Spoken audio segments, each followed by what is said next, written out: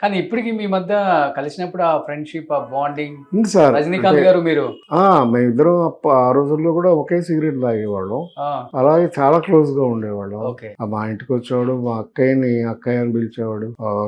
అంటే తనకు కొంచెం ఫైనాన్షియల్ ఇబ్బందులు ఉండేవి. ఎందుకంటే తను చాలా పెద్ద రిస్క్ తీసుకున్నాడు. బస్ కండక్టర్ గా ఉద్యోగం చేస్తూ సాఫీగా చదువుతున్న జీవితం నుంచి 2 ఏళ్లు చదువుకోవడానికి ఫిల్మ్ ఇన్స్టిట్యూట్ కి వచ్చేసాడు. ఉద్యోగం వదిలేసి. ఎంత రిస్క్ అండి అది? అవుతాడో లేదో తెలియదు. అవ్వాలని కోరిక ఉందంతే. వచ్చేసాడు. వచ్చేస్తే అక్కడ మెడ్రాస్ లో ఎక్కడ ఉంటాడు ఆయన ఉండటానికి మా ఫ్రెండే విఠల్ ప్రసాద్ అని నా ఫ్రెండ్. అయితే ఆయన ఇంట్లో పేయింగ్ గెస్ట్ లాగా ఉండేవాడు. పేయింగ్ గెస్ట్ అనే పేరే గాని ఆ విఠల్ ప్రసాద్ వాళ్ళ అమ్మగారు ఇద్దరు వాళ్ళ అన్నదమ్ములు అయితే 3వ కొడుకులాగా చూసుకున్నారు ఆవిడ. ఇంట్లో పెట్టుకుని దగ్గర ఒక 5 ఏళ్ళు 6 ఏళ్ళు వాళ్ళ ఇంట్లోనే ఉండేవాడు. అక్కడే చదువు అయిపోయింది, సినిమాలు చేశాడు, స్టార్ అయ్యాడు. సో ఆ ఫ్యామిలీ అంతా చూసుకున్నాడు ఆయన. ఇప్పుడు నేను వచ్చిన పద్ధతి వేరు, రజనీ వచ్చిన పద్ధతి వేరు.